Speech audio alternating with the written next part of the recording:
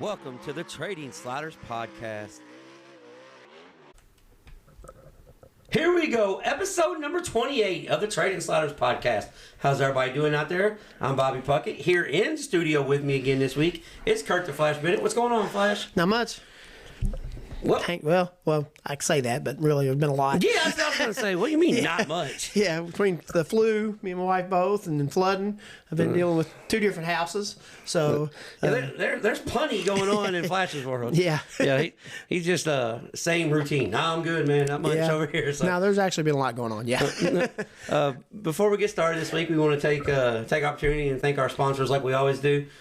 Diesel Boys LLC, Brandon Hooker, and the guys at Diesel Boys. They do all types of automotive work, truck repair in southern Indiana. So if you have anything that you need worked on, get a hold of Hooker at Diesel Boys. They also sell race car aluminum and race car parts and all kinds of stuff. So anything you need racing related, automotive related, check out Diesel Boys LLC right there in New Albany, Indiana. Kentucky Clutch and Performance. They've been a continuous sponsor since day one. They sponsor our deep dive segment. Chris and the guys at Kentucky Clutch and Performance can get you anything farm related, tractor related, clutch related, anything you need for any type vehicle, Kentucky Clutch and Performance can get it. Slider of the Week has been sponsored since day one from Walt at Speed Decals. So if you need anything vinyl related, banners, signs, vehicle wraps, race car lettering, anything you need, Walt at Speed Decals can take care of you. And our Crash of the Week is D.O. Handyman in Remodeling. David there at D.O., he can do anything, windows, doors, trim, decks, fences, anything handyman related around the house. Give him a call at 812-989-5002. So that's our continuous sponsors each and every week. As we say every week, please help the people that help us. Yeah. They help us get up and down the road, go and doing these interviews, and they just help make the show go around. This week's guest is Derek Groomer. UMP modified standout turned UMP dirt car late model racer. Got 250 feature wins, 4 track championships at 4 different racetracks all over southern and central Indiana. Flash wasn't able to make the trip up there with me this week because he had the flu. Yeah. And I didn't want to give it to everybody. So. And we were dodging tornadoes. We actually just about lost power a couple times during this interview with Derek Groomer. Yeah. Lights flickered, the whole deal. It was fun experience, but this week's guest, Derek Groomer. News of the week. First off is going to be weather. Yeah. Sprint car driver calls it quits in the midst of his prime, so we're going to get into that. Yeah, it was pretty surprising. Yeah. Hunt the Front opened up in full force with over 50 late models, back-to-back nights at Talladega. Pretty good show. We're going to get into that. And IMCA Racing is back in Iowa. And back with a bang. Almost 400 race cars between 2 tracks for the Frog Buster. We're going to get into that. And the last thing we're going to get into is fans and racers are getting tougher and tougher to deal with each and every week. That seems to be a continuing thing. Yeah, that's we're going to get into that too. So we'll probably hurt some feelings on that as well. Story of our life. Yeah. But first and foremost, the weather in our area, all over, hell, I guess it's all over the Midwest, Mid-South. Yeah. Central U.S. Heck, it's even out west a little bit. So, I mean, it's pretty much everywhere. Guys, if you've been affected by the tornadoes or flooding, we're thinking about you guys. We've all experienced that here in the city of Louisville as well. Actually, I live closer to Shepherdsville, and Shepherdsville is completely underwater. The city is. So, thoughts and prayers for everybody that's involved. And we know, we kind of half-heartedly, make jokes when weather's coming and stuff because that's just what we do. Yeah. My wife was bunkered up in the bathtub and I was on the front porch looking for the tornado. So, and it was not too far away. Yeah. It literally went right over top of the house. So, yeah. But had to give you a warning call. Yeah. Flash is like, it's going to get windy at your house. I'm like, newsflash, it's already windy. Because I am the amateur meteorologist. Yeah. So. Yeah, Flash, hold on one second. Flash, let me ask you this. What's that? So, I know you're an amateur meteorologist. Did you have a open night with nothing to do? And did you watch the radar from 7 to 2 a.m.? And the only reason why you stopped at 2 is because the power went out? Well, yeah, kind of. You did? Yeah, Okay, yeah, me too. It was the same night, yeah. Yeah, me too. Yeah, but I was doing it because I wanted to. I think you had other reasons. My wife. I do tell you. I'll tell you one thing though. Mark Weinberg. He's pretty. He's pretty damn good. If you ever think about being, want to be a meteorologist. Yeah. He hit that cat up. Yeah. I mean, I learned about wall clouds, hook echoes, funnel this, funnel that. He's throwing out all these big words, and I'm just like, dude, are we going to get hit or not? Yeah. And a lot of people in the area did. So yeah. A lot of people give him a hard time too because he gets really excited, but. When you're passionate about what you do. Yeah, and that's what he did when he first started. That's what he did. He storm chased, and so he knows what he's talking about. But yeah, I said it was a wild week here. But so this week's crash of the week, the D.O. Handyman crash of the week. We're just gonna give that award to the weather. Yeah. Because Mother Nature gets that. Yeah, one. Mother Nature's took the checker flag on that one, unfortunately. But the reason why we say this because. On the crash of the week, we're going to try to give out the drivers information and stuff. Go buy a T-shirt, go support them. In this situation, if you got a neighbor in need, just help them out. Just do what's right. Let's be decent. So that's D.O. Handyman Remodeling Crash of the Week is the sporadic weather that we've had here all over the central United States. I actually spent a lot of time in Utica, Indiana this weekend. It was pretty awesome seeing all the neighbors together up there, everybody helping everybody move out and all that stuff, because, they have to do it every couple of years up there, but it's just pretty cool seeing everybody work together like that. Well, there is still some good people left out there. Oh, yeah. Even as much as everybody bitches and complains, there's still people out there that does things for the right reasons. Yeah. So, I know it's hard to believe. Yeah. Especially if you get on Facebook and Instagram. I get it. Yeah. It's really tough to believe sometimes, but it really is. In a time of need, people usually step up. Also, weather related, floodings at the racetrack. Flash. I don't know if you've seen this, but have you seen pictures floating around of Mount Lawn Speedway? Oh yeah, Mount Lawn was completely under. Yeah, Beach Bend was completely under. The drag strip, I seen it today. Ohio Valley. Ohio Valley's all the way under, which it goes under a lot, but it was way under this time. Yeah. Well, Beach Bend, you couldn't even tell it was a racetrack. Yeah. I mean, you seen the bleachers. Yeah. It looked like the bleachers. Just sitting in the middle of the river. It was. Yeah, I don't know what river runs right next to that, but when I was a kid, they used to have those boats it's like a bus. Yeah. That you could ride on, and it goes down in the water. That was pretty cool. I remember that from when I was a little kid. So I know it's awful close to the racetrack. Yeah, and the racetrack is the higher part of the ground there. Yeah. So it's right. It was pretty pretty astonishing. Nashville Fairgrounds. Where the infield's dug out in the pits. Oh yeah. Where it goes down, it looks like a lake. Going up onto the turn. And Lincon Park Speedway, I just seen a picture of it. USAC is supposed to be there this week, but they're going to have to do some water pumping because it's pretty bad, huh? It's Lincon Park Pond. Yeah, it's the Putnamville Pond right now. The racetrack itself is still okay. Yeah, but the infield is not. I mean, it's bad. No U tires needed. Yeah. You get down there, you're going to need some arm floaties. Yeah. But so hopefully all these racetracks, I've seen there's 4 or 5 tracks that have been posting on social media and making like Circle City, they made a post about because their infield was flooded as well. And, right. They were having a fishing tournament and all. Yeah, I seen that. Did you see that? Yeah. All marker tires had to be catch and release. You couldn't keep them. It was all animated up. Yeah, it was pretty cool. So at least they got a. At least they got a sense of humor. About it. Yeah, that's all you can do. I mean, you can't beat Mother Nature, so you just have to roll with it. So all those racetracks. My garage is underwater right now, and there's nothing I can do but roll with it. Yeah. So. Yeah. So all the racetracks that's suffering water damage. Hopefully it's I haven't seen the Portsmouth deal, but I'm pretty sure Portsmouth is underwater. Portsmouth's underwater. I guarantee it. It's underwater every third Tuesday anyway. Yeah. So I'm pretty sure it's right on the river. Yeah. So there's a lot of tracks out there that's gonna have extensive cleanup. Yeah, I mean when they cancel Thunder, it's pretty bad. Yeah. When they cancel a multi-million-dollar money maker for the city of Louisville. Right. Yeah, it's you're going in the wrong direction. That's for sure. Yeah. So Jacob Allen, Flash. We're gonna talk about this real quick. Retires from sprint car racing. Yeah. Just calls it quits. And what's crazy to me about it is. He's kind of in his prime. Yeah. I mean, he's a top guy on both national tours whenever he wants to run. he said he made a big long post saying that his family is more important to him. He's got a family now, and he's still going to stay on because this is Dad's race team, basically. Yeah. The Shark Racing, Sport Allen's team. So basically, it's fascinating to me because the Shark Racing started out as two guys. Yeah. Jacob Allen and Logan Schuhart. They raced out of one trailer, and they both went out on the road and made it happen. Yeah. And it wasn't like they were racing out of a major trailer. Right. It was like a 32-foot enclosed trailer. Yeah. 2 race cars out of it. Travel the country, compete on a national level. Then they go on and win the Eldora Million. Logan Schuhart wins the Eldora Million. Yeah. So Shark Racing is, on the map.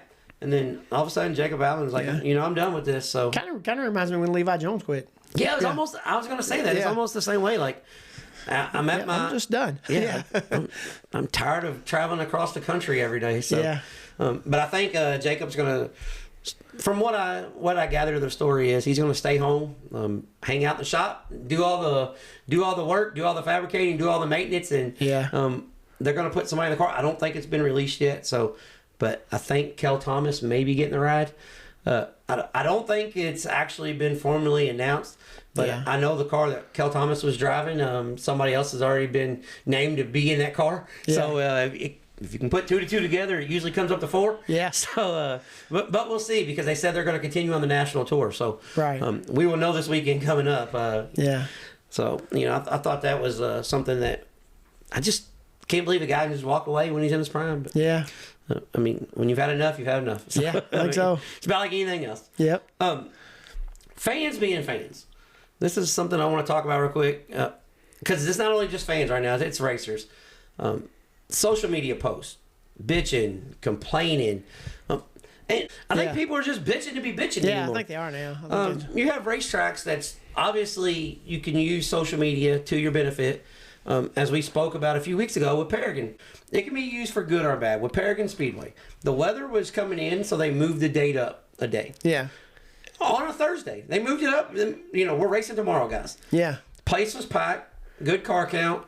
In that instance, it worked out perfect. But people were complaining, I can't go. I'm going to have to miss it. It changes my plans for the weekend. And we understand that it doesn't affect everybody the same. But in this day of age, when weather, like everybody's got 10 weather radar apps on their phone. Right. You can look and see what the weather's going to do.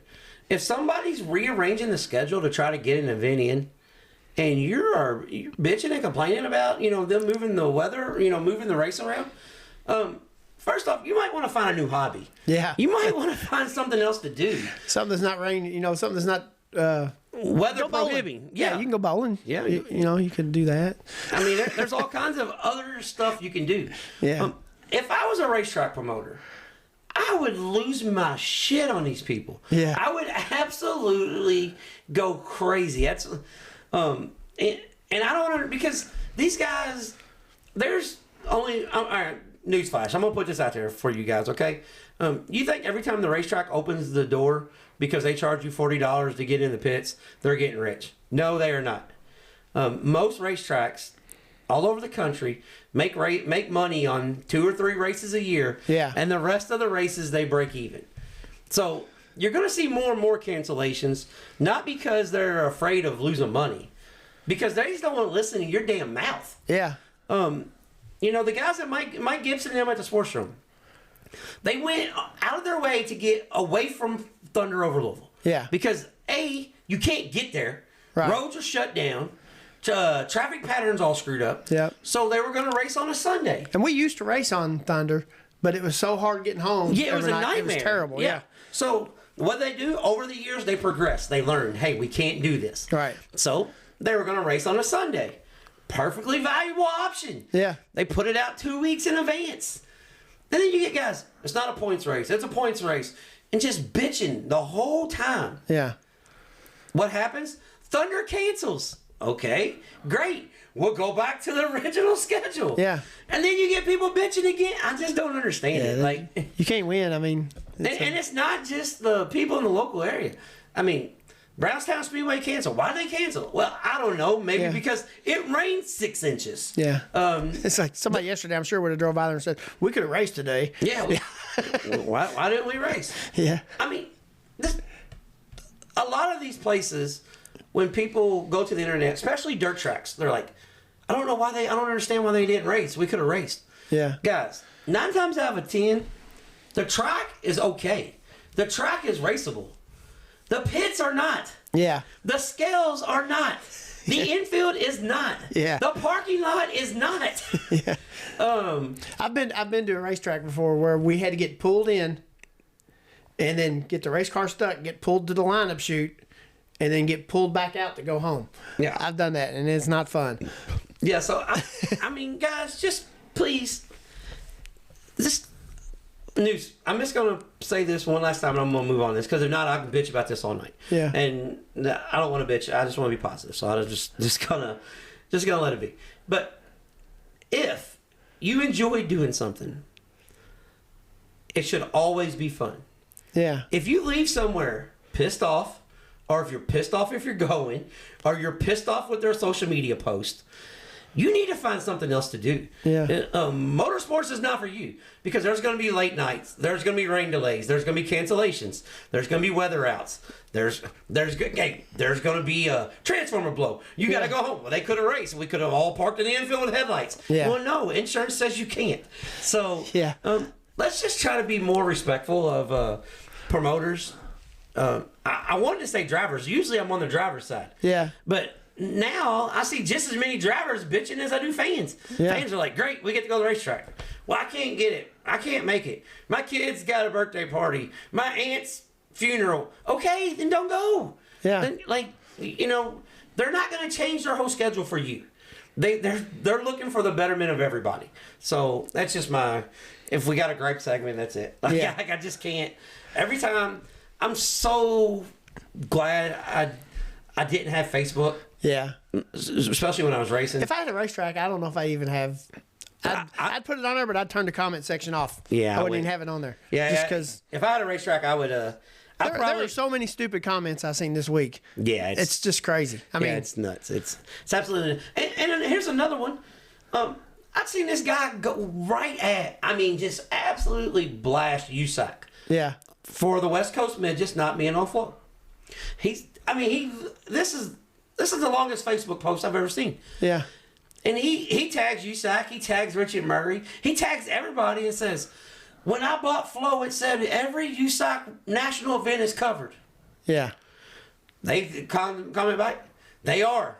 The National Midgets, National Sprint Cars, Silver Crown. Yeah. The West Coast Sprints and Midgets, the West Coast tracks have their own TV deals. Yeah. They got to deal with Cali Dirt TV. Right. They can't come in and say, hey, we're showing this.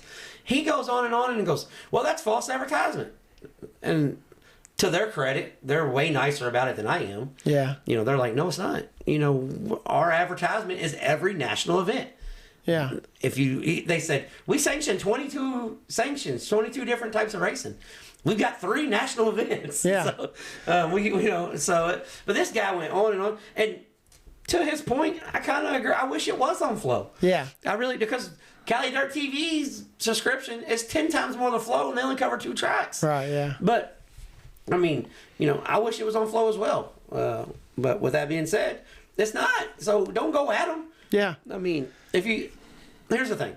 If it meant that much to you, you could have bought a $20 pass that night and watched it live. Yeah. If you go to the racetrack, guess what? It's going to cost you at least $20 to get in. Oh, yeah. I mean, so if it meant that much to you, just purchase the at-home pay-per-view that we never used to have that option. Yeah. We never had that option. You can have 4 guys come over and watch it and pay you $10 a piece. Everybody going $5 a piece and do it. You know what I'm saying?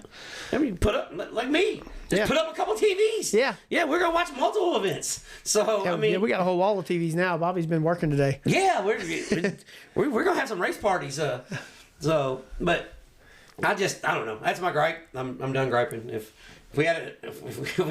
somebody wants to sponsor the gripe of the week, get at us. We can do that. So we're gonna get started into race results. First one is the Hunt to Front. Was at Talladega, Alabama, at the Hornets Nest. 52 super late models signed in on Friday, and 54 super late models signed in on Saturday. They picked up a couple extra. Yeah. Super late model race Friday was phenomenal. I know we said this before. I don't want to keep talking about it, but man, the wall in 1 and 2 makes such a huge difference. It's not even the same racetrack. Yeah. 3 and 4 stayed really good on the top all night. Friday, Saturday, not so much. It was a little bit too much. Yeah. But the wall. Okay, we just got a flood warning. Another flood warning come across. What's new? What's new? Yeah. So another flood warning just come across the computer here. But the wall in 1 and 2 helped the racing tremendously. They raced all over the racetrack. I feel so bad for Zach Mitchell. So Zach Mitchell, he's a regional racer to the core.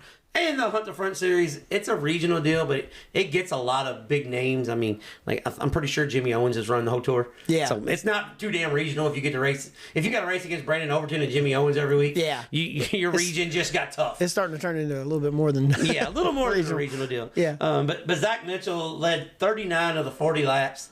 And the last 5 laps, Dale McDowell was catching him 5 car lengths a lap because of traffic. Oh, and man. Mitchell, He'd go high, they go high. He'd go low, they go low. You can race all over the track. Yeah. Dale McDowell got him coming off turn 4 to the checker flag. Oh, so man. Mike Daddy snuck in and got him a win. Kid Quick, Zach Mitchell was second. And Garrett Alberson, he's only been down to Talladega a few times. I was going to say, I didn't think I've ever seen him run there too much. Alberson started on the outside pole, and he learned a valuable lesson. You can't run 3 and 4 as hard as you run 1 and 2. Right. He didn't get over the bank. But he got close. He was teeter-totting and fell back to about 7th and worked his way back to 3rd. But pretty good race.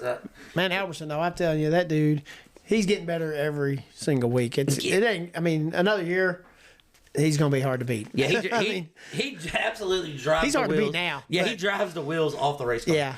And he drove the right rear off the banking. Yeah. So I say, I think once he learns all these tracks, well, all these tracks is the first time he's been to, or the second, some of them. So yeah, and what's really crazy about Alberson is you go to these tracks first, second time, but you're doing it with the Lucas Oil A-Ball series. So you're behind the A-Ball all along. Yeah, so his car owner and them are, phenomenal for saying, look, we're going to go out and learn this, and then we'll compete. So, but hats off to Garrett Alberson running 3rd. Really good racetrack. Saturday night, 54 Super Late models signed in. They picked up a couple. One of them was a local guy, Keegan Cox, made the drive down there. Seen a post where he put on there. He was down there. I thought that was pretty cool. He drove down there. Yeah, drove down there overnight. He said he can't get no better sitting at home. So and he said not going to get any faster in the garage. Yep. And so 54 Super Late models, and this one here was all Sam Seawright. Yeah. The locals kind of knew what the track was going to do the second night after the first night. Right. First night, the regional, national guys kind of, the track had a little more juice to her. Yep. Saturday night, it was not juiced up. And Sam Seawright took the win over surprise Michael Page. Yeah, imagine that. Yeah, Michael Page started 8th, ran 2nd. And the Reaper Ryan Gustin started on the outside pole, ended up running 3rd. Gustin had something for Seawright, like 2 times he was making the move on Seawright and the caution came out. Oh yeah. And I think he went a little soft on tire and he started fading there. But if the race would have been 60 laps instead of 50, Seawright probably was in trouble because Michael Page was coming. Yeah. But overall, it's a pretty good race. About 5 laps to go, the track kind of locked down in 3 and 4. 1 and 2, you can still race all over. 3 and 4, and kind of locked down. But I believe they had like 30-something crates, 30-something modifieds, and they got 6 late model divisions. So they had a slew of cars. So everything down there with the big tires. And that was basically the only late model racing this weekend. Right. Was the Hunt the Front, and it showed because they ended up with 55 cars. And then Friday and Saturday, the IMCA is back in Iowa. It was the Frostbuster weekend. Friday at Marshalltown, Iowa. Saturday at Boone. You could catch Friday on Flow. 196 cars at Marshalltown, Iowa. Yeah. Flash, they put a wall up at Marshalltown. Oh, did they? All down the backstretch, not in the turns. Oh, yeah. But I guess the people across the country, across the pond there, they were complaining about all the race cars ending up on their property. So they've got a wall all the way down the back. High wall. Looks like Knoxville. Yeah. So I don't know if they're going to eventually get to the turns. But yeah. Marshalltown don't need no work. No, I'm not advocating for no kind of work. That place is cool. It was top 5 racetracks in the country. Actually, I was watching the race, and at first I was like, I think they got the name wrong. It's not Marshalltown. I seen the wall in the back Yeah. stretch. I said, damn, Flo done messed up. But then as they went down the front stretch, I could tell it was Marshalltown. Yeah, but I was like, damn, they got a wall up. But That's a cool place. Yeah, I seen it. I seen it was going to be on, and I was going to watch it, and I said, well, I'm going to watch something else for a minute, and I changed channels, and I fell asleep. And then it was. I got up next morning and watched the replay of the stock car race. Yeah, I got bad news for you. You missed a damn good race. I know. I've never seen a bad race at Marshalltown. They ended up with 35 mods and 44 stock cars. In the mods, see, IMCA does something a little different. The modified is the show, so the main event is dead last. Yeah. Actually, I think they ran the Hornets after them, but the modifieds are always last. Yeah. So the modified race, Troy Morse, the third out of California, took the win over Ethan Broxma and Jake McBurdy. About 5 laps to go in the modified race, it rubbered up, locked down on the top. Like you couldn't come off the top at all if you wanted to. Right. But like I said, 200 race cars. Yeah. It stayed good for 95% of the night. Yeah. So, you usually don't do that at all. So so hardly ever. Yeah. And this week, Slider of the Week presented to you by Speed Decals goes to the IMCA stock cars. Gilpin throws the monster slider on Randy Lines.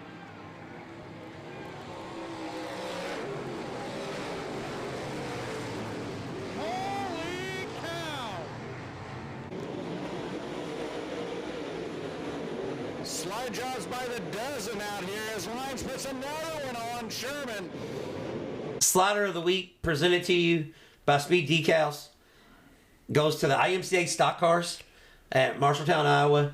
I can't say this guy's name. Justin Lingenberg, I think. Oh, yeah. I'm not very good with his name. But he's out of Minnesota. Yeah. Started outside Poe. And he just thought, man, this is awesome. This is cruise control. I'm checking out. Yeah. And evidently somebody didn't really tell him about nine-time former nine-time the U.S. 99 car? No, the former nine-time U.S. MTS champion Kelly Shyrock. Oh, yeah. And the 99 of Dallin Murdy. Yeah. Somebody forgot to tell this cat that it didn't matter if they started mid-pack because they were coming. Murdy was hauling the mail on the top side, and when he caught that, Justin was kind of running in on the top, but he was getting tight on the cushion, so he was turning down across the track, and he was scrubbing off so much speed. And Dallin Murdy was 4/10 a lap quicker. Yeah. And Murdy's just beating the cushion down, and then Shyrock's down there playing, huggy pose around the inside tires, doing Kelly Shyrock things. Just, all right, guys, I'll see you at the end. You guys go do your thing. Yeah. 2 laps to go. Murdy throws a major slider. He drives it in, sells it down in the corner, up off into the cushion. Lindenberg, however the hell you say his name, I'm gonna screw it up. The Butcher of the Week. Yeah. The cat Justin from Minnesota turned back under him, and as they went down the front stretch, Shyrock made a big run on them. And so they got the white flag. They went in the turn 3 wide and 1 and 2. Yeah. Murdy falls in behind him and tries another slider going down. And when Murdy turns under him, he could have used him up and got the win if he wanted to, but he didn't. He stayed off of him. But as he stayed off of him, Lindenberg couldn't turn off the cushion, so he got tight, and he beat Shyrock to the line by like a bumper. Oh, yeah. But Murdy went to throw the slider for the win and ran third. Yeah. So it was a race of the weekend. Yeah. That's a cool place. Hands down, race of the weekend. But shout out to Justin Lindenberg and Kelly Shyrock and Dallin Murdy for putting on a race. Out of all the tracks you've been to, that's one that you haven't that you need to go to. I know we got to make a trip out there this year. It just didn't work out. Every time I try to go, something happened. Weather. We need to try to go out there and hit that and hit Boone the same weekend or something. Yeah, just do it for a weekend. Yeah, or hit that and because they run Friday and then go to Knoxville. Yeah. Visit the Sprinkler Hall of Fame or something. But yeah, we need to do something. Because I've tried to make it. I've tried to go there 4 times. And I still haven't seen a car going on the racetrack there. Yeah. So, but it's still one of my favorites just on video. Yeah. So, oh, yeah. And then Saturday night at Boone, they ended up with 173 cars. Mod feature tells you what kind of shape Boone was. Dylan Thornton took the win in the mod feature. Started 4th, took the win. But Jeremy Mills started 11th and ran 2nd. Man. And Ethan Broxma started 17th and ran third. Yeah. So they were racing all over the racetrack. Boone was Boone of the old. It was phenomenal. Yeah. But the stock car said, yeah, that was pretty good. But let us show you how to do it. Kelly Shyrock, another one for the old guys. Kelly Shyrock started 10th and won. And Brandon Richard started 22nd and ran second. Man. So, yeah. He was probably thinking he's hoping Kelly Shyrock wasn't there that night. Yeah. But it was good to see Shyrock, run good. Yeah. In both both nights in the stock car, because he's still running mods too. But I think Kelly Shyrock, I think it's his like 35th. It's close to 40 years of racing. Yeah. He's former IMCA national champion, one of the top modified drivers ever to climb in one of the no fender rides as they call them out there. But good show. One thing I want to talk about real quick. We'll keep this quick so we can get to our interviews. But the format that they used this weekend, I don't know why more people don't use this format. Draw, redraw. So they had 40 cars basically in each division. Yeah. You draw for your starting position. No passing points. Took 4 heat races. Took the top 5 out of them. That gets you 20 cars.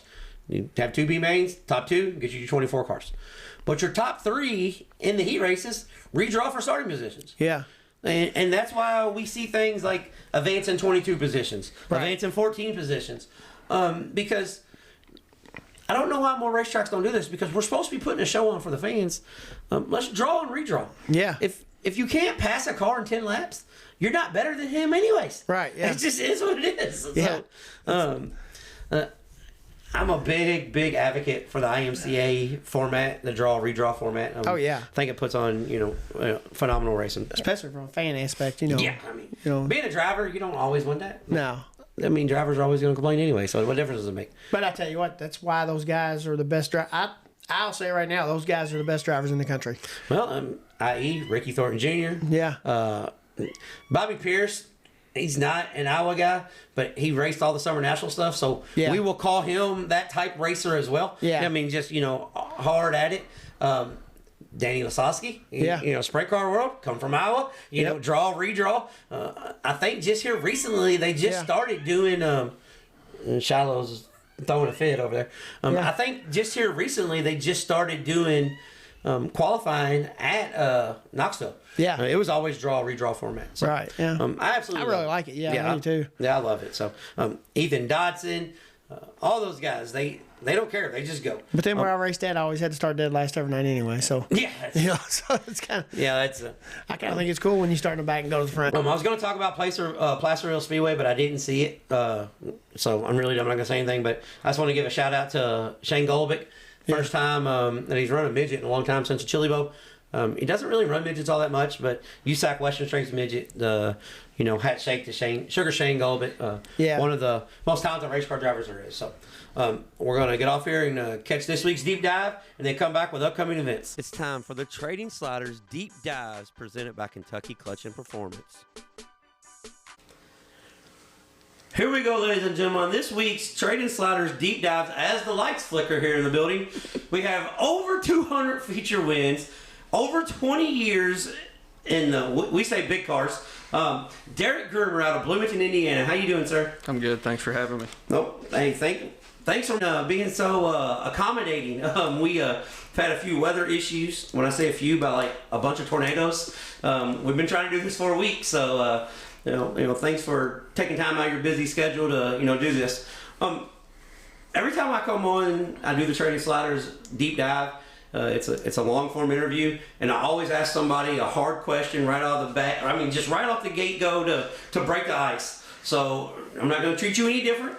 I think you might be the first driver ever in the history that I've seen make an open Facebook apology to a racetrack, to Brownstown Speedway. What is that all about? Well, they get easier after this. They do. Okay. You can say it in a chocolate covered way or cherry coated. There is no better way than I showed my ass, you know, and in what I do, I have a temper, and when I blow off, it's not the best. So I thought in all reality, it was best just to apologize and tried to make myself feel better about it, because when I got home I didn't feel good about what I'd done, and it was just spur of the moment, and I can only take stuff for so long, and then I'd had enough. Breaking the ice, go ahead and get the bad stuff over with. But I was telling my wife on my way press, like, I don't really know how to put this one because everybody knew what happened, but out of good out of it, the racetracks get shit on so much. Schedule change, half the people are mad, half the people are happy. Rule change, everybody's pissed off.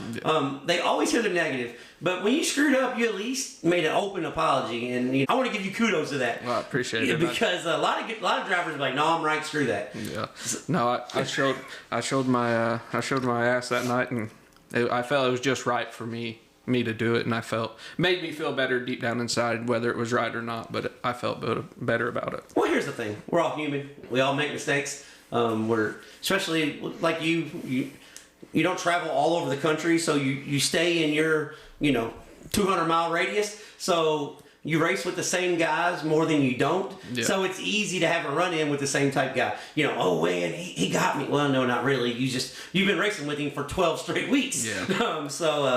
All right, that was the hard part. Now we're gonna be good. No, you're good. 4 track championships at probably 4 of the toughest racetracks, I would say, in the country. But Bloomington Speedway, tight, quarter mile, throw it over your shoulder, we're going to race. Oh, yeah. Lawrenceburg Speedway, put it on the floor now on the big track. Put it on the floor, hold your breath, and wait till the race is over. Paragon Speedway, you drive from here to Indianapolis down the straightaway. And then Putmanville, there's always a cushion, always choppy. How in the world do you be so successful at 4 totally different style racetracks? I don't know, honestly, because I feel sometimes I'm better at a bigger track where I got to get with the program, and it's different on how things work, and it's just sometimes it's easier when I put myself in different atmospheres and doing 2 different things. Basically, we got a smaller track where we got to get up on the wheel. Lawrenceburg, you got to get up on the wheel, but if it slows down, I can just be consistent, and so it's basically a mind game, and I just kind of just push myself to be good at all of them. As a former racer myself, I always kind of liked the track. I had a big curve. I didn't care if it got slick. I didn't care if it was hammered down. I just wanted something to lean on. Yeah. So you're a guy that I know you've been on record as saying you like black slick, but it seems like all your biggest wins come when it's not black slick, when you just got to go. Yeah. So you prefer black slick, but success-wise says the other way. So what's the difference why do you prefer? Is it because you're an elite? So you're an elite chassis all those years, so they prefer black slick. Is that why you prefer black slick? I don't know if it's that, but I can run the cushion, but I can run it for 15 good laps or 23, but I can't put that last one together, So it's not that I prefer a cushion. I guess it's 90% of the people won't go up there and look, so we're going to train around the bottom, and I've just known I can't win it if I'm following the guy that's leading the race, so I got to go up there and look. So it made it to where it looked like I was better on the top than I am. But I'm not good at all on the top. I just didn't like riding behind the asshole in front of me. Yeah. So a lot of people don't know this. You've been doing this for over 20 years, but you started racing. Well, I think you started racing modifieds when you were 13, but you started racing super stocks at 12 years old. I heard a story from your dad one time at the racetrack. He said he offered you the car and you didn't really want to work on it, so then you didn't go racing, and then you decided you was going to work on it, so then you started racing. Is that basically how it happened? Yeah, he got it, and I guess I was to the point where I was kind of playing sports, and I'd be wore out when I come home, and he was like, boy, if you're going to do this, you're going to work on it. I'm tired of working on it. And I just started working on it, and we took off. It was a valuable lesson that he instilled till today, because when I pull in the driveway, I said, first off, the damn driveway is from here to Afghanistan. I mean, you didn't warn me about that. I didn't know I was going on a roller coaster ride to get back here to the building. But that's a whole nother level. But when I pulled in the driveway, I said, I got a race car running. And then as I pulled up, a bunch of guys standing around the race car, you guys working on the race car. You get a misconception at the racetrack as the spoiled rich kid. They did, people don't see what I just seen. You guys all hanging over the car, working on it. You got your own shock dyno. You do everything here in house. Why is that misconception that you had everything handed to you? Is it because you started so early? I think so, and the proper way to say it is people think I'm an asshole. I'm really not. I'm kind of backwards. I mean, Bloomington, Indiana. Yeah. I mean, that's the answer. I don't talk to a whole lot of people. I kind of try to keep to myself because down the road I've helped people, and they didn't give back to me. It just, they got what they wanted out of me and washed their hands and went on like I never helped anybody. So it's kind of, people take it as I'm an ass, and I'm really not. I'll talk to anybody. I'll help anybody. Give you my shirt off my back if you needed it. And I pour concrete every day. I get up at 4:30 and I go to work. And when I come home, I work on my race cars. And me, my dad, my brother, and my nephew, and my cousin Kyle there, and my buddy Jake. We work, and I don't know why everybody thinks we've had everything handed to us. Well, and that's one thing that, main reason why I started doing these podcasts was for stuff like that, because I've heard people say, so-and-so, I'm like, whoa. No, I just seen that guy pulling the clip off he had a wrecker back there pulling the frame horn over to start the feature to get the $200 start money. So it's not what you think. And I think with success, you don't have to say this, I'll say this. With success, comes envy. You show up to the racetrack, you're winning 20 features a year. Like, well, hell, he's got everything. Well, no, it's because he's outworking everybody. It's not. Victories can't be bought. And no matter what level you're at, you can buy the best equipment in the world. And if you don't have any talent at all, don't have any drive, you're not going to be successful. That's just, point blank, period. So I'll say that for you. You don't got to say that. You don't want no more people mad at you. It wasn't making another Facebook post. Look, what I said on the podcast, I'm sorry. So I'll say it for you. I know this year you're going to concentrate basically on the super late model, run the mod and crate, just pretty much when you have to. What does it mean to you for a guy like James Essex to bring back a regional touring series where a guy like you that works 40, 50, 60 hours a week can still go race for decent money? No, it makes it nice, hands down. If it wasn't for James, we wouldn't have no region stuff, I mean, you have Brownstown, but what could you say? I mean, they faded off till they had only 4, super late model races. And like you said there, it's hard for me to get off and travel as much as I'd like to, but heck, we're wore out when we get home. And so to be able to run within a couple hours is home, I mean, that's awesome. And kudos to James for doing that for us. And it's pretty good money too. Yeah. I mean, it's really good money for a regional deal. Yeah. Because most super late model racing is in a flux right now. Mm-hmm. You have guys that think they're doing it professionally, but they're spending somebody else's money. Yeah. But there's, you got a group up here, and then you've got, when you get down south, you just got late models where everybody runs together. The regional stuff, the Mars, the Northern All-Stars, that was the backbone of super late model racing for years. It's coming back to our region. And there's guys like you. I mean, if we didn't have those series, like, there's a lot of people who wouldn't know who Steve Barnett and Mike Jewell was because they couldn't afford to go run UDTRE back then. So with super late model racing coming back in Indiana, is that the reason why you decided, hey, I'm just going to go late model racing? Or because you're a modified guy. In my eyes, there's modified guys, there's late model guys. You, Devin Gilpin, you guys are just modified guys. It just is what it is. Yeah. So is it, is your focus going to be late model from now on, or is it still, I'm still going to go run the modified in some big races? Yeah, I've always been a modified guy, and I always will. That's where I cut my teeth, and I love doing it. And it's just, it got to where I'm spending the same money to run a modified as I can run a super late model and run for double the money. So I've got to the age where I told my dad, if we're going to do it, it's time to do it now. So that was kind of what turned us towards it, to run for a little more money, and I thought I was ready to try it. And, you know, it's not like you've had a struggle by any means. I mean, you come out of the gate, you know, firing pretty hot.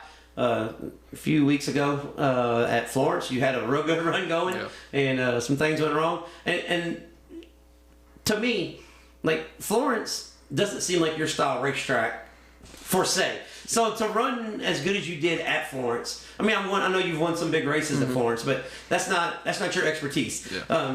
So to run as good as you did at Florence before the issues happened, that has to make you feel good about the season. Like, okay, we're gonna be okay. Yeah, you know, I was kind of, I get down on myself more than most people probably do, you know.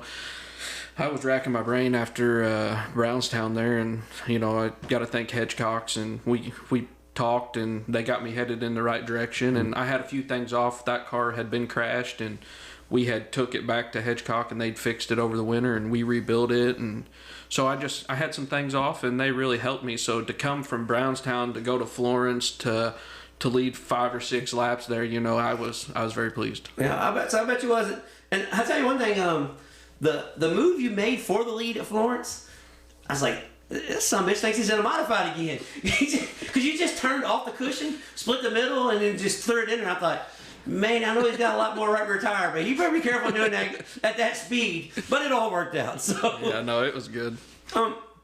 When you started racing at such a young age, you had major success in the go-kart ranks.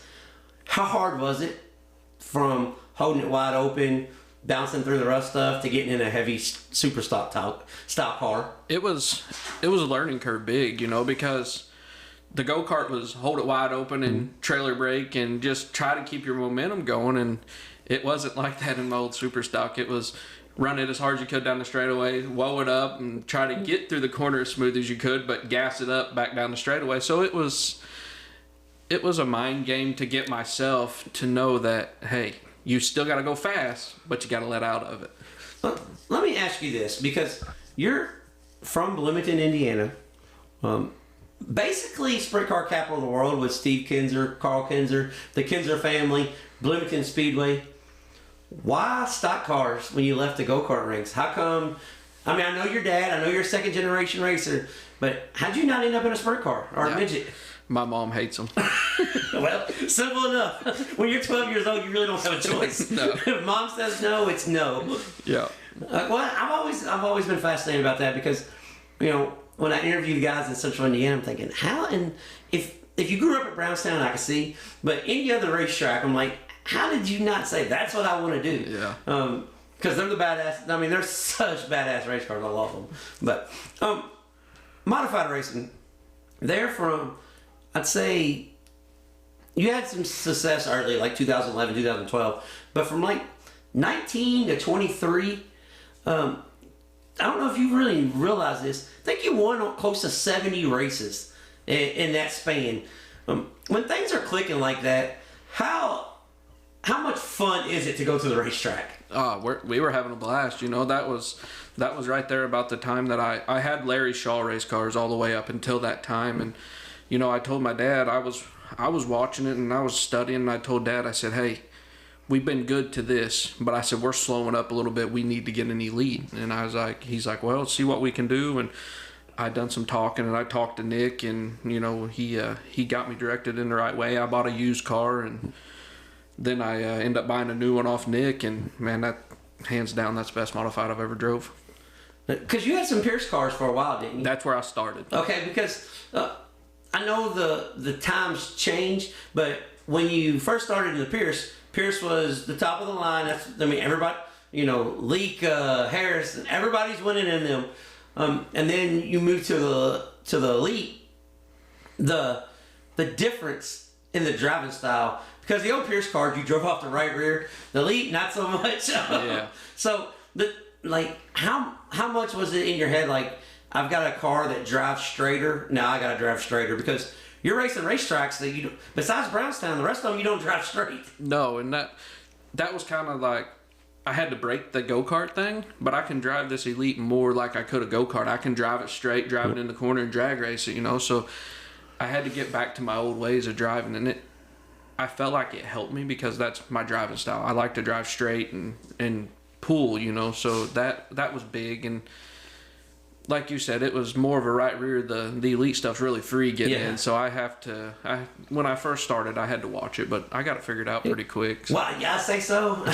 I mean, you're averaging 20 wins a year. That's to me, if I'm running that good, I'm racing 109th a year. I'm going for the UMP national points. I'm like, hold on a second, we're doing this. I know one year, I think you were like 4th or 5th in the national points, leading. Either leading or running second to Dan Hamster in the Indiana points, and you had your accident off the track. Yeah. How much did that set you back? It did. You know, it was not only did it set me back in racing, it set me back in everything. I still have problems from it now. Yeah. You know, and it was just a freak accident. You know, it was just some buddies playing around, and it didn't go in my favor. So yeah, you know, and I didn't know if I really wanted to ask you about that, but I mean, it's part of the journey. It's part of the story because at that time you were one of the hottest modified drivers in the country, and you know, and what fascinating to me was you were chasing Dan Hamstra at the time and the UMP stuff, and I think a year or so later he had an accident off the track, and it was kind of one of those come to Jesus moments where everybody's like, damn. With that, do you still have the Harley that you won? Yeah. So the accident didn't happen on the okay. No. So Brush Creek, Ohio. When you went and ran, it was the small track then, wasn't it? Yeah. Okay, it wasn't the big track. No. Okay, I was just saying. I ran Brush Creek one time, and that was it. I didn't want no part of it. I ran the big Daytona style Brush Creek. Yeah, I've seen it. Oh yeah, it's I'm talking about hard on equipment. Oh yeah, that's what they always said. They said it would eat a motor like you wouldn't believe. Oh my God, it was you put it on the floor. And then, I mean, you burped it coming on the front stretch. You ever run Ocala? No. Okay. Well, it's kind of like Ocala on steroids. It's like Ocala with banking. So, I know you've gone down and run some Dirt Car National stuff. Is that something that you want to do, like transition into the late model? Or if you go back to Dirt Car National, it's going to be like, I'm taking my modified because, you know, I'm a modified guy. I'm trying to go get a Gator. I'm going back this year. Are you? Okay. We talked about it, and my dad always said, you know, he owns it all, and he said he didn't feel like I gave him a fair shake, and he didn't get to bring a Gator home, so I'm going to go back this year and see if I can get him one. Well, okay, that's breaking news here, guys. He's going. So you got to run the modified at least a little bit then this year. Yeah, I mean. We're gonna run it some, you know, just when there's not no late model stuff and there's some downtime, we'll venture up. I love running Paragon, and you know, we'll go to Putnamville, just some stuff around home here, and you know, just keep it fresh and keep me fresh in it as well. Hey, and the main thing is it's always fun to drive the mod. I mean, you know, speaking of Paragon, you've seen Paragon. You see actually with where you've raced. This is gonna be. I wasn't even gonna bring this up. This is totally off topic, but. With Lincon Park, Putnamville changing hands now, and last year Bloomington Speedway changed hands. I know Joe Spiker gets a lot of shit. I don't know him personally, but I do know without Joe Spiker, Paragon Speedway, Lincon Park Speedway, and Bloomington Speedway, if they wouldn't be closed, they'd be on the verge. Yeah. So you've seen those racetracks take that transition from barely hanging on to being state of the art. I don't really know how to ask this. Did you ever, in a million years, think that those racetracks would be what they were, what they ended up being, and B, did you ever think we're on the verge of losing these? No, because I mean, in all honesty, before Joe Spiker got Putnamville, I hated Putnamville. You know, it was rough. You knew you were going to tear up your equipment, and I don't like. Everybody calls me a chicken. I don't like abusing my equipment. I got to work on it. Yeah. So I just didn't race there much, you know. And so to see him take the racetracks to what they were, hands down, we all appreciate him, because we wouldn't have no local racetracks if he hadn't stuck his neck out and tried what he done. So yes, I'm glad to see that he done that. What's what I'm saying? I'm a guy, like, I don't know him at all. Like, if he walked in this building, I mean, I've been to over 300 racetracks across the country. He could walk in, I can't even tell. Yeah. You could tell me that's Joe, and I'd be like, okay. Like, I have no idea. But I do know what he's done for the state of Indiana and for central Indiana. And, I don't care what bridges he burned along the way. That has nothing to do with me. But what does have something to do with me is the racetracks. And they are, in better hands. He left them better than he found them. So yeah. I'm okay with that. One thing, Circle City Raceway. Mm-hmm. You've always ran good there. Mm-hmm. What is it about Circle City that you like? I don't know. I really don't know. Because that's not slow. It's not slick. No. It's always a little rough. It's got a cushion. So you say you like slow and slick, but here's another track that it's not slow and slick. So no, I don't know. It's weird. It's some of, I like the slow and slick, but I don't get to see it as much as I used to because, like you said, it's back to the sprint car guys.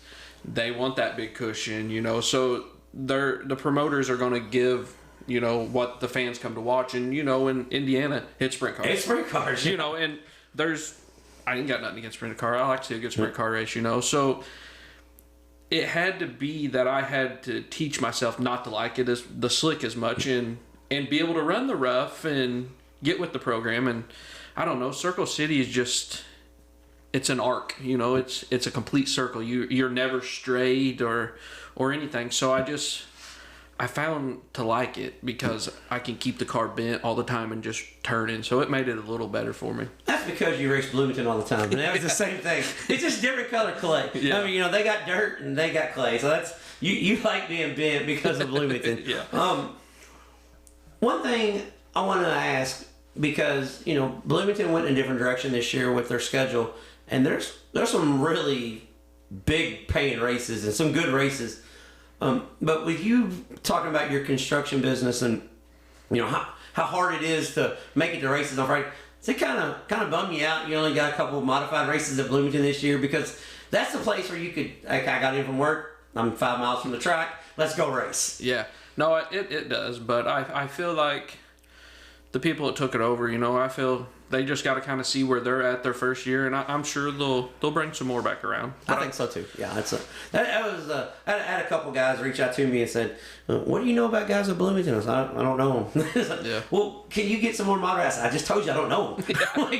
Yeah. I like for there to be more mod races there too. I mean, so let me ask you this: now that you're transitioning to late models, is it something that you really, really want to, like, hit really hard and, like, is your goal to maybe travel a little bit if you can get to a spot and work, with your work? Or is it just, hey, we're going to run this regional stuff and if whatever happens, happens? No, we want to travel. We want to go to some big races. It's always been my dream to run the World 100. So I'm going to set my sights to try to do that. Will it be this year? I don't know, but I want to try. So we're gonna prep ourselves. We're gonna chase some money, and if we ain't working real hard, we're gonna go do some traveling. Yeah. So if you got some slow days, we're gonna see you out and about, huh? Yeah, definitely. All right. Let me segue into this, because I always try to get, when I got different forms of racers on, how tough is the racing economy right now? Because I know everybody says late models are paying so ungodly money, it's so healthy. I'm under the belief it's not as healthy as everybody thinks it is. So how tough is it from a guy that races 40 nights a year? How tough is it right now? No, it's tough, especially when we have good sponsors. Hands down, they help me tremendously. And I couldn't do it without them. But they can only support you in so much of, out of their lifestyle to our lifestyle. And, so we take 85% of it out of our own pocket, and it's hard. I mean, stuff is getting out of control. I broke a rocker arm in that motor 10 weeks. Yeah. And the price just to get a set of rockers is crazy. Well, that's what I tell people, because a lot of people that listen to this, they know I do a lot of fabricating on the side, and somebody will call me like, "Hey, I need a rear bumper for my modified," and and I tell them the price, and they're like, "That's crazy." I'm like, "Dude, a stick of tubing costs $120. Yeah. I mean, it's where it used to be 15. I mean, yeah. So a bumper is triple the money. Everything on the race car is triple what it was 10 years ago. If not triple, it's at least double. Yeah. What it was 10 years ago. That's like sheet metal. Oh yeah, aluminum's crazy. Yeah, I remember you used to be able to buy it for $45 a sheet. Now it's $120. Yeah, 120. And then here's the. Okay, we're gonna go down the tirade. Here's another thing.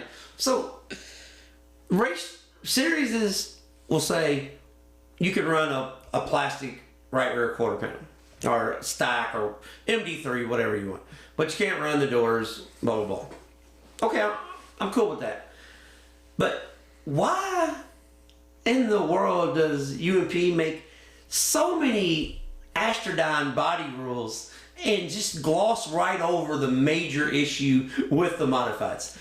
I mean, you're a guy that's raced them for 20 years. You tell me this. I will. I'll tell you firsthand. They blame it on Hoffman. And it's not. Yeah, Nick's smart.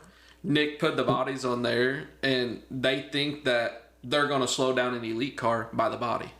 No. It ain't going to happen. You ain't going to slow none of them down now. They have pushed all this stuff on stuff that doesn't matter. They're looking at, oh, your wheel well's too tight. Well, you probably ought to look under the car, not the wheel well, because that body isn't making that car go fast. Well, that's I know a lot of people in our area don't know how IMCA world works, but I'm a big advocate for the IMCA modifieds. I'm not saying it has to be a crate engine, because you can, they run steel head engines. There's no bump springs a lot. They do a lot of index rules that will slow the cars down because everybody can run the economy shock. Yeah. I mean, it's so on the tech side of it, I love UMP modifieds, but I swear I think they just try to make it as difficult as possible. Oh, it is, and it's just to get, and like I said, back to Nick. Nick's awesome. He's very brilliant. He's smart. He knows what it takes, and he set the standards high. Until anybody can figure out what he's doing, you ain't gonna beat him. Yeah, well, here's the thing though. The whole thing about Nick Hoffman, the elite race cars, I take a different stance than a lot of people do. A lot of people says the equipment is better. I say yes and no. Tubing's only tubing. Yep. Shocks are only shocks. The guys that are winning in the elite race cars would win in MBE Customs. They would win in Bandage, Shaws, Longhorns. So the better drivers end up in the better equipment. That just is what it is. Yeah. A lot of people say that the technology is so much more superior. There is certain things with A-frame angles and mount. We're not going to get into the whole tech side, but there is certain things that are a little different on certain cars that help. But you take a kid who has no talent at all and put him in the elite. There's plenty of those out there. There's plenty of elites that's got kids that that they wrote a check and they didn't go nowhere. So it's not always the car, guys. So I'm just gonna say that. And then they want to say that Nick didn't give them everything. Well, he gave you everything. He gave you the same thing he gave me. Yeah. He ain't gonna take you from 20th to make you win. Yeah, that's and that's where I've always stood. I mean, hell, I got a Nick Hoffman shirt on today. I'm a Nick Hoffman defender on that. That's and I don't have no working relationship or nothing, but I just see that a guy that can build a race car from the ground up. First off, I respect that. Yep. And second of all, he gets in a late model, wins. He gets in a midget, he wins. So his shit's just gonna win. It just is what it is. He does it just like the rest of it. He works at it. Yeah. He spends lots of hours doing it, and he's figured it out. So, did you and your brother get to race together a whole lot, or did he? Because I think he only ran about 4 or 5 years, and then while you were racing, and he quit, right? Yeah, he. I think we did run 4 or 5 years there, and he got out of it, and then he went to driving a super stock for another guy, so he runs now. Yeah. So yeah, we didn't run a whole lot together. Okay, well, how fun is that? Because I only got to race with my brother like twice because he was a lot younger. So you're the younger one. So how fun was it? Was it like I'm gonna beat Big Brother, or was it just like, oh my God, we got 2 cars to work on? No, it was. I don't know. Me and my brother are alike. That's probably the bad thing. You So know? he had to make apologies on hold on, it went in, it had to be MySpace. So he was on MySpace apologizing to people. No, there's no apologies from him. So he was. We had a lot of fun. You know, he would get in my head, and you know, I was younger, so he would tell me stuff, and I can tell you a funny story. We was down there at Lawrenceburg, and that's what he told me. He's like, "Hey, I'm going to jump you on this start." He started on the outside, and I started on the pole, you know, and he said, "I'm going to jump you on this start." And he said, "You better be ready after it's over. Pull down and hold the trophy for me."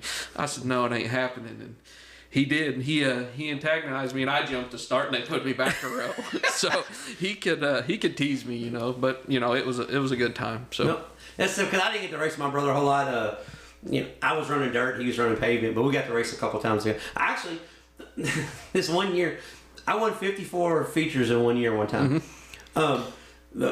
That year, me and my brother raced against each other twice, and he beat me both times, and he didn't win a feature that year. It was so funny. He's like, I don't care what kind of year you had, I ran you. Yeah. I was like, well, I guess you kind of did. Yeah. You know, so it was funny. You know, little brotherly love challenge.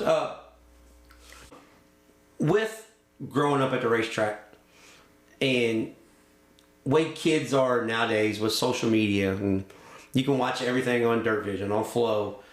How important in your eyes, because you were like me, you grew up at the racetrack, how important in your eyes is it to get kids at the racetrack so we have a sport to continue? No, we got to, you know. Yeah, Flow and all them things, it's awesome, you know. I watch it, you know. Yeah, I got a subscription, so you know, I'm just as bad as the next person. But we need kids to go, you know. I got two nephews. One's younger. He's still in quarter midgets, and my brother-in-law, he raced with me and my brother, and he kind of got out of it, and then so both my nephews race, and you know, they were just around it growing up, and naturally they love it, you know. So it's definitely something that you got to get them into, and then once they're in it, they love it. Well, it's like anything else. If you know, I tell people this all the time. I coached high school basketball for a while. If you, not that you got to push anything on your kids, but when your kids are young, if you just make them go do it, and they're around it, they're going to either appreciate it or hate it. Yeah. But you're not going to show up at 16 years old, never even seen a race in your life, and say, "Oh yeah, I want to work every single night." You know, not go out on dates, not hang out with my buddies and work. That's not going to happen. So I mean, it's not now. No, it's for sure not now. I want to ask you one thing about Bloomington Speedway, because there for a while, I think Bloomington Speedway was in flux with the city and everything. How important is Bloomington Speedway to the city of Bloomington? To be honest with you, I don't know if it is. You know, it's to us racers, it's very important. You know, to the people that love going, but like our town, I don't think it really means anything to them, honestly. Well, see, that's why I was asking that, because I know there's a lot of pushback, and I know the Miles family and them, they did everything they could to elevate Bloomington Speedway, and you know, at one time it was a racing hotspot. I mean, in the 90s and early 2000s, you could not. There with the modifieds, with the super stock, they only ran 3 divisions. You had, you know, sprint cars, modified, and super stocks. And you had, you know, 40 cars in every division. I know the times have changed, but what do we have to do to make sure the people get back to Bloomington Speedway? I think it's going to be that it's in good hands. It's got to be for the people as well as for the racers, you know. And I think that would turn more people, you know, like if we're in a college town, you know, I don't think the college kids care about racing, you know. So I think it's more. Well, they don't care. They don't know, because a lot of college kids have no idea it even exists. Yeah, you're right. And so I think maybe if you could, you know, like Joe Spiker in the Putmanville thing, you know, hands down, if you were a resident, you got in free. So you know that brought them in or discounted them anyway. So that made people want to come. And you know, our economy hasn't been the best for a minute here. So I think with everything going up, it's hurt all of it. And then, you know, Bloomington, it's really hurt, you know. So I think the more races they get, it'll start opening back up and get people to come more again, I hope. As I say, because Lincon Park, it's got a great following, great racetrack. Paragon now, I mean, it's, you know, every time they open the gates, it's full. Circle City, the racing is always phenomenal. It's in the heart of Indianapolis, so there's so much shit to do. Yeah. Circle City is like they do well in the big shows, but everything else they kind of struggle. But Bloomington Speedway, in my eyes, it produces the best racing. It opened the doors. We got late models, modified, sprint cars. It doesn't matter. They race good there. Yeah. I don't know why Bloomington has struggled like they have over the last few years. I'm hoping it's not because it's a Friday night racetrack. Because Circle City runs on Friday now, and I think Circle City might be hurting Bloomington a little bit, but there's enough cars in the area to go around. So I don't think that's it's easy to blame that, but I don't think that's the true answer. Yeah, and I'm not sure. You know, back to Joe running it, last year they cut the top off of it, and that hurt it. Yep. Because it got to where it was really eating up sprint car tires. And you know, I didn't run there a whole lot. I run Sasser Super Stock there the year before when I drove it, so I didn't get to run Bloomington a whole lot and experience the top being cut off. But everybody really said that it hurt Bloomington. Well, it tabletop. So not only did it hurt the racing, it hurt the equipment. They were tearing up a bunch of shit. I mean, especially like in the stock cars, you know, in the super stocks or modifieds, you get the right rear up on it and it unloads the car and it comes back down the track, and you take a division that's struggling to draw cars anyways, and you need a clip every week. It's just not the right answer. No. And I think they've done a good job with the dirt work that I've seen, and I think they're going in the right direction. So I hope Bloomington gets a fair shake this year. Yeah, I hope they do as well. I know you love Brownstown Speedway. You've run crates there, you've run supers, you've run mods. You're a modified guy. Why do you think that Brownstown Speedway took the mods off the schedule last year? I mean, honestly, they weren't pulling very many cars, but and I'm not here to knock any racetrack, but the pay's awful.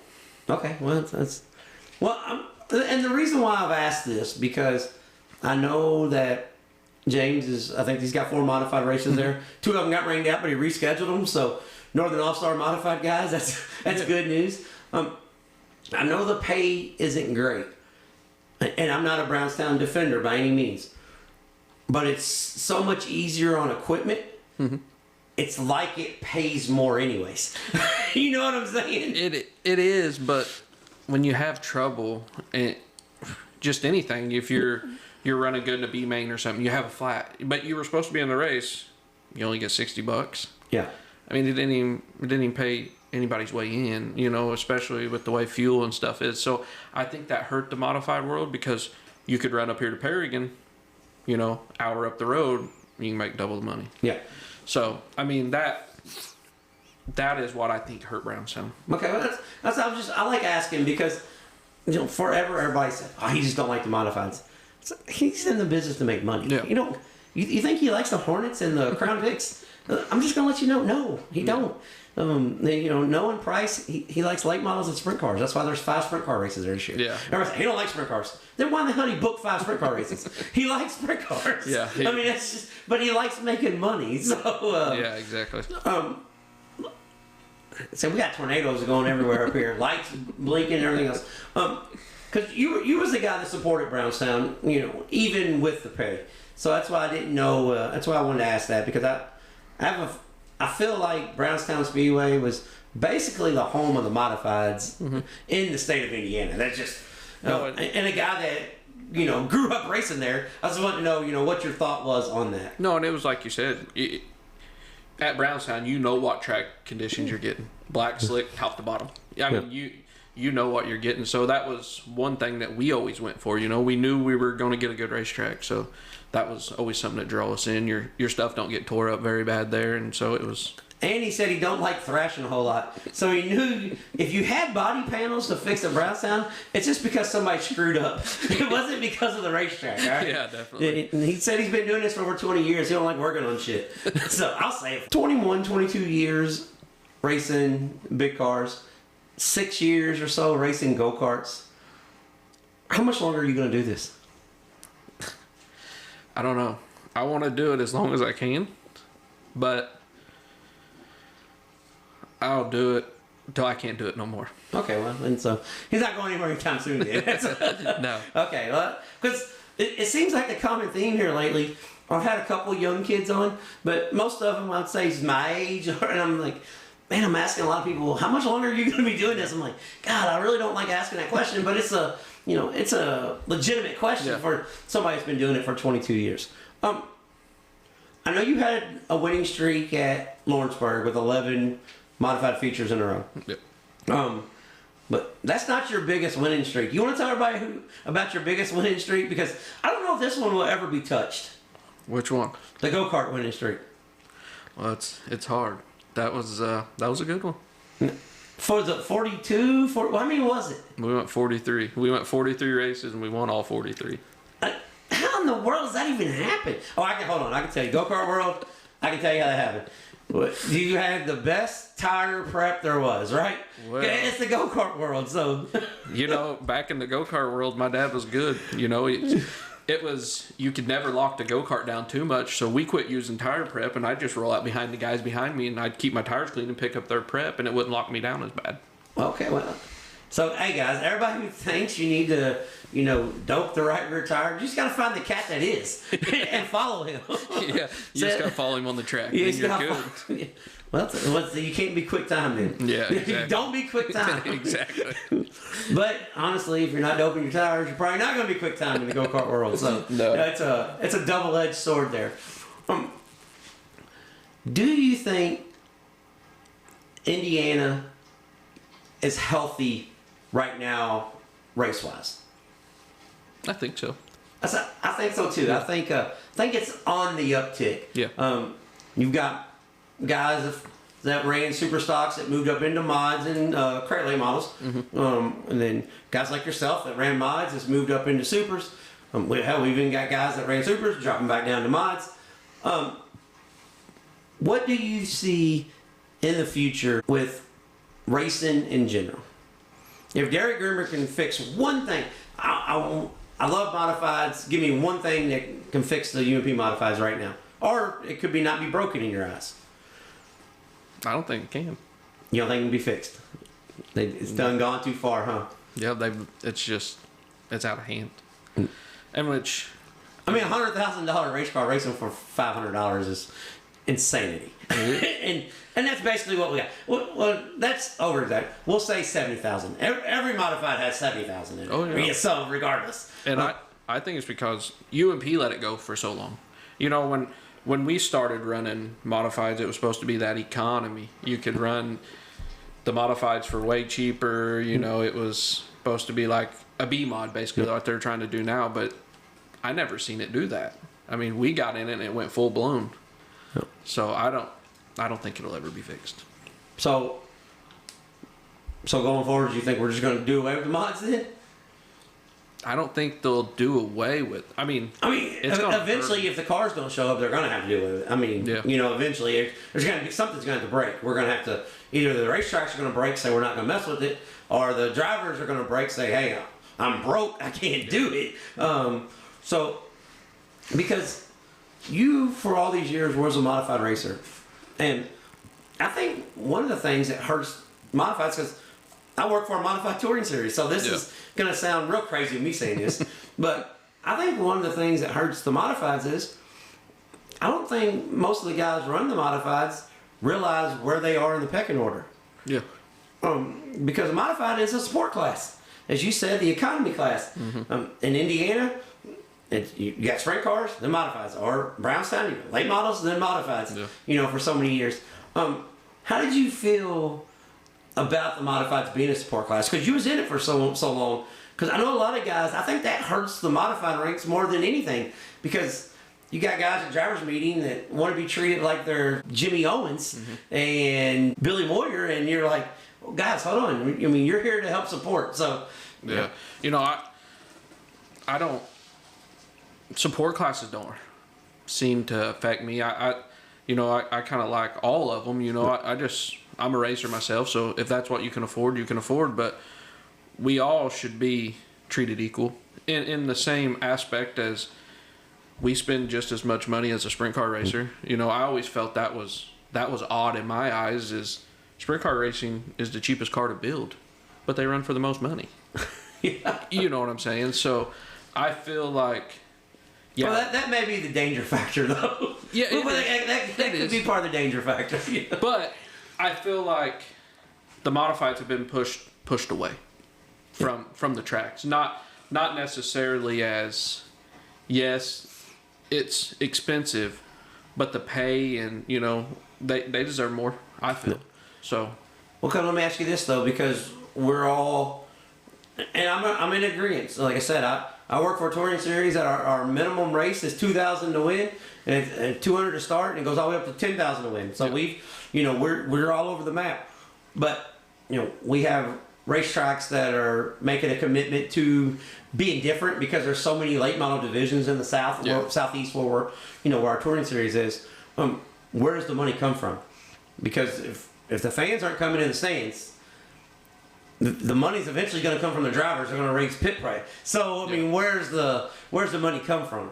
Yeah, it's gotta be helping in all hands, really. You know, it's gotta be the fans to come. But I mean, what's the best way to say it? It's we can't hurt them to pay ourselves. Yeah, exactly. Because if we don't have them, we don't have a race, and it's gonna be kind of boring if we're there racing in front of no one. So it's gotta equal out both ways, I think. Well, see, that's what I've always said, because I've always said, like, because I raced support divisions my whole career.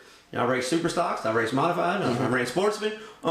That's what I ran. So, you know, I knew where I was. Not granted, the cars were $25,000 race cars at the time. So if you got back $200, it didn't matter. Mm-hmm. But you're still getting back $200. So that's you know what I'm saying? And the price is triple, but to a certain point, it's kind of like you spent 20 years racing modified, so you accepted what the outcome was. So I don't know what the answer really is, you know, going forwards. And I don't either. And it's just, I raced it because I liked it. You know, it wasn't I was trying to be out there to get rich. I wanted to race, and that's, you know, at the time I started at street stocks and I wanted to run a modified, you know, so that's where I felt I wanted to be. So I just worked at getting there, and that was just me. I was a modified guy, you know, so. Still are a modified guy. They're just playing in the late models now. Yeah. How hard is it from going from late model or modified to late model back to modified, but just on the technical side, on setting the car up, on prep, tire work? I mean, everything's bigger. Hell, getting the damn thing in the trailer's harder. Oh, yeah. I mean, everything is big. Like, how much harder is it on you and your crew? It is. I mean, it takes, you know, the modified, there's a lot of maintenance, but there's triple the maintenance on a late model. You know, you got, when you grind one tire, it's like grinding two of your modified tires, you know, and in the modified world, you could do it with 8 tires, you know. So in the late model, you ain't doing it with 8, you're going to do it with 20, you know. So it's a lot more work on us, you know, but I don't know. I don't think I'd trade it for anything, because, I mean, we enjoy it. So the maintenance is way more extensive, you know. You got to check all your oil lines, you know. So it's there's way more work to it than the modified stuff. How difficult is it to get the car over rotate, packing this, adjusting the lift bar? Because for years you never had a lift bar. No. So you're like, what the hell's a lift bar? Yeah. We lift the pull bar up and put it on. Yeah. So you know, how much different is it? Are you excited about it because it's a new challenge, or is it like a little overwhelming? Like, damn, I don't know what to do.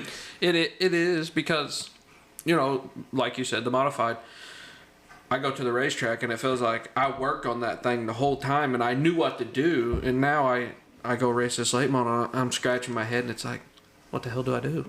You know, and I feel like I'm not doing enough, you know, so it's like, I don't know, I feel like I'm doing something wrong, but in the same aspect, I don't know what to do yet. You know, I can do what I think is right, but does it always work out? Probably not, but... Well, it's funny you said that, because Jimmy Owens, I was talking to him probably 3 or 4 years ago. We were at the racetrack, we're up against the wall, and we're talking. Jimmy Owens said, when I race modified, I feel like I worked on my car on the way to the track. When I got to the track, I worked on it the whole time. I worked on something the whole night. He said, in the late model, This is when he's winning everything. He goes, you know what I do? I pull the right rear shock off and I go and change the load. Yeah. He's like, I kind of feel lazy at the racetrack. And it's funny that you said that because you got a National Dirt Late Model Hall of Famer that said, I feel lazy. You're like, I don't know what to do. I mean, so you're just changing spring loads. So yeah, I kind of feel lost, and then messing with stacks. It's like, my modified, I got a load stick. I crank one way. That's good. I'm good. Yeah. So when I start messing with 2 springs and 2 different nuts, you're like, I hope I made the right adjustment. I hope that spring don't fly out. Because I really don't want it to tear up that $2,200 right front shock. Exactly. So please stay together. Yeah. You run double adjusters and everything? Yeah. Okay. Let me ask you, this is a tech side. If it's too much, you just tell me and I'll cut it out and ain't no big deal. How much do you guys tie down the right front in the late model with running double adjuster? Because for years I know it was always keep it up on the left, keep the left rear up. Yeah. Now the late models, they kind of run on the right front. So do you guys actually tie the right front down any at all, or? A little bit, but it's due to a lot of the springs lighter, so it's got that attitude to stay there. But yeah, we definitely tie down. You tie it down. So you're running like, well, never mind. I'll ask you off air. Yeah, never mind.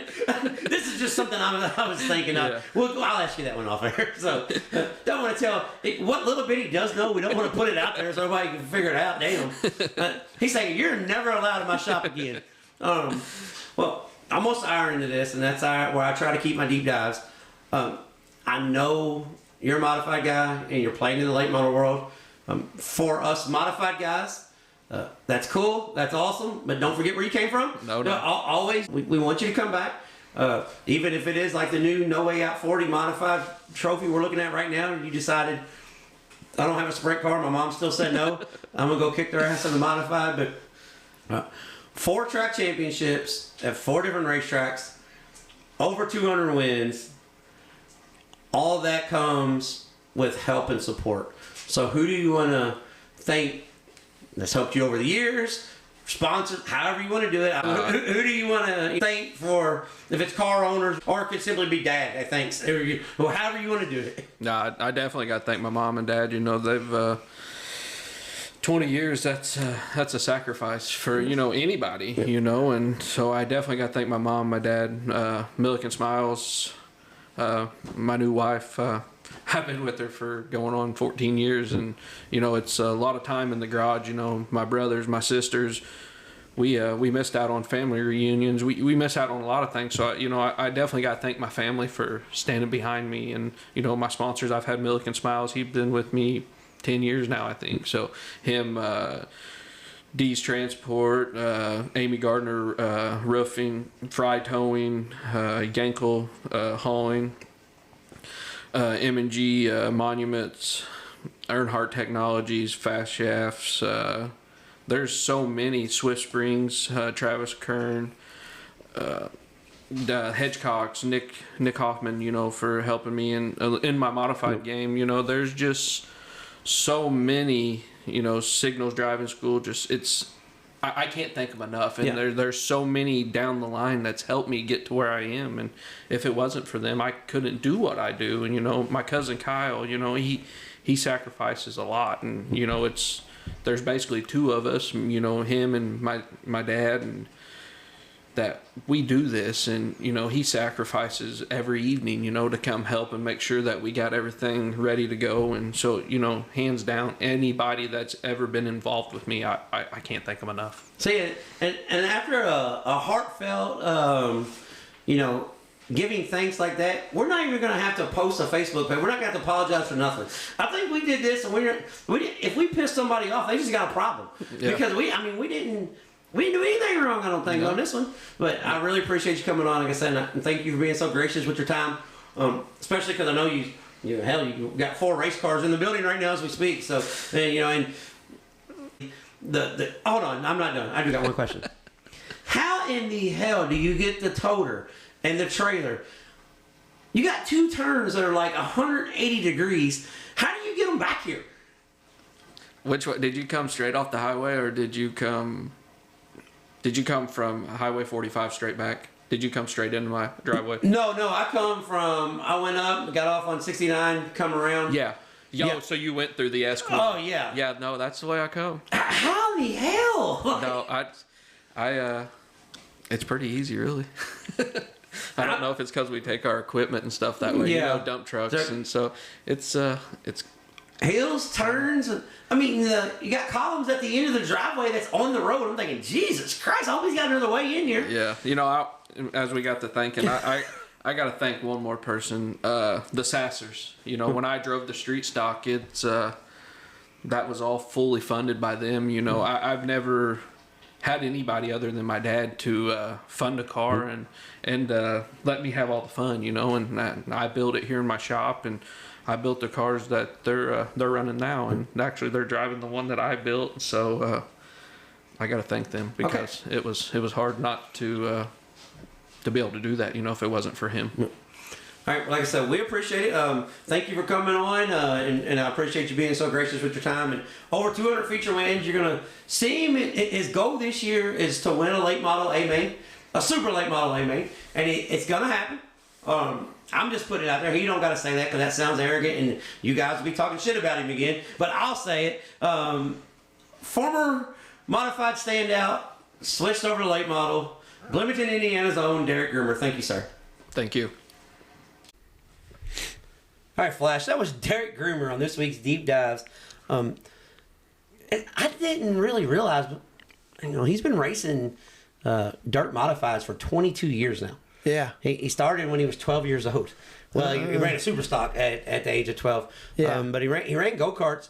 He won close to 400 go-kart races from like 8 to 12. And he's closing in on 250 modifieds and late model wins combined. So guy that's still fairly young, in his 30s. Yeah. I mean, still fairly young. He's been, close to 500 wins, and he's won track championships at Lawrenceburg Speedway, Bloomington Speedway, Paragon Speedway, and Lincon Park Speedway. Yeah, that's pretty cool. He said he kind of hates that he never won a modified championship at Brownstown Speedway, but he never really raced Brownstown that much because he was always running Lincon Park and Paragon. Yeah, because they were closer to the house. So right, yeah. But really neat, fascinating interview. One thing that I liked, he opened up talking about his issue he had at the racetrack where, him and another competitor got into it, and he had to make an open Facebook apology because he did some things at the racetrack that he wasn't proud of, right, to the racetrack promoter itself, and he talked about that, and he talked about just growing up, you always want to win, and you kind of get a misconception that you're an ass, so because you don't really talk to nobody, and the only time they see you talk is when you blow up. He said, so, I mean, he gets where he came from, where people think they look bad on him, but, I mean, that's just, it is who he is, and he don't apologize for that, but super cool dude. Works on his race cars around the clock. I even asked him about, the misconception of you being a spoiled rich kid. Yeah. And he said, I don't know how many spoiled rich kids get up at 4:30 every morning and go pour concrete. Yeah. Because that's what I do every day. So, but yeah, he said he thinks maybe it was just because he started out so young. But a lot of people didn't realize his older brother was already racing. And it wasn't that he was getting the best equipment. Everybody thinks that he just, has new equipment. The first elite car that he had, they bought it wrecked and it needed a clip. Oh, yeah. And so, everybody had a misconception. They're just buying the best of everything. And like he said, it was, they're budget racers. They pay for it themselves. So but really good interview. I think everybody gets to see a different side of Derek Groomer that you don't normally see at the racetrack because he even himself mentioned he don't open up like that. He just, but if you need something, come by his trailer. Like you said, come by. If I got it, you got it. Yeah. I think that's pretty cool about what we're doing here. You get to see a different side of people. That's kind of why we do it, because I'm like a lot of guys too. I didn't really talk to a lot of people at the racetrack much when I was there. Like the only time you seen me is if I got mad about something. Yeah, that's the time you heard me. Well, that's basically what he said. He doesn't really go there to hang out. Kind of just like him. Yeah. He don't really go there to hang out. He's just. If you want to come out of the trailer and bullshit, cool. But he's not going to come down to your trailer and bullshit because he's going to work on his car. Right. But he did say with the modified, you had to work so much. And with this late model, he don't know what to do. Yeah. So he's just standing around with his hand up his ass. He's like, I don't know. Just come on by and say hi. 'Cause I don't really know what to do. Yeah. So, I know the feeling. yeah, he said he just calls Corey Hedgecock and he tells him to make some adjustments and he just hope he gets the nuts back on right because he ain't never put two springs on top of each other before. Yeah. So it was pretty funny. Upcoming events this week, weather permitting. Yeah. You know, definitely weather permitting. USAC is back in Indiana, back in God's country, Friday and Saturday. Friday, USAC National Sprint Cars are at Lincon Park Speedway, and Saturday they're at the Bad Fast Lawrenceburg Speedway. Like I said, weather permitting. The Midwest 410 Sprint Car Series are back in Indiana again this weekend. So if you're a non-wing sprint car fan, you got plenty of races to go to this weekend. Friday, the Midwest Sprint Cars are at Circle City Raceway in Indianapolis, Indiana. If they got all the fish out of it and got it drained. Yeah. And Saturday, they're at Paragon Speedway, the monster 3/8 mile that we all know of Paragon International Super Speedway. The Midwest 410 Sprint Cars are there. So there's 4 options between Friday and Saturday to see some sprint car racing in Indiana. Yeah. The All-Star Circuit of Champions got a Friday-Saturday doubleheader. It's the first All-Star Circuit of Champions race back for, I guess, 3 years now since they've been shut down. All-Star Circuit of Champions at Attica Raceway Park. I think it's $5,000 to win both nights, Friday and Saturday. So it's the All-Star opener. The World of Outlaw Late Models and the Extreme Outlaw Midgets have a doubleheader both Friday and Saturday this week. It's the Illy 100 at Farmer City Raceway. Oh, yeah. So if you're in central Indiana and central Illinois and you're looking for a really neat event, Farmer City Raceway got one of the best ribeye sandwiches at any racetrack in the country. Black dirt, super late models, UMP modifieds, and midgets. Yeah, back-to-back nights. So, and if you know anything about central Illinois, the UMP modified will probably be the show stealer of the weekend. Yeah. With those 3 divisions. So, really cool event there.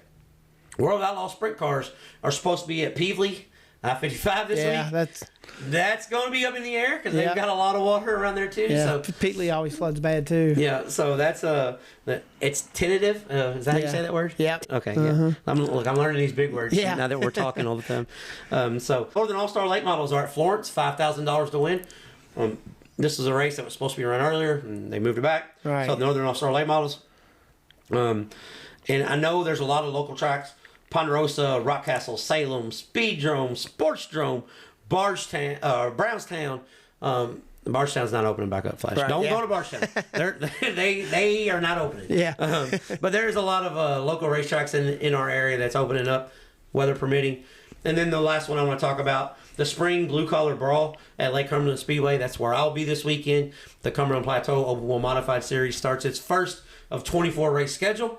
So this is the first of, I think, 18 weekends I'm going to be on the road this summer. Yeah. With the Cumberland Plateau Open Wheel Modifieds, $2,000 to win, $200 to start. And then also on the card that night at Lake Cumberland Speedway is Crate Racing All Stars, $3,000 to win. And they usually draw about 35 to 40 cars. It's a East Tennessee crate racing deal. Yeah. So you get all the Cardwells and the side sitters. There's a bunch of good cars that travel with that. And I'm sure Jeff Watson will be there, defending his home turf. So, looking forward to heading down to Lake Cumberland Speedway this weekend. Hopefully it's not one of those deals where we get in super, super late. Yeah. Because I just told you of a couple races that we're going to be racing Friday. Right. And so I'm going to probably go to them.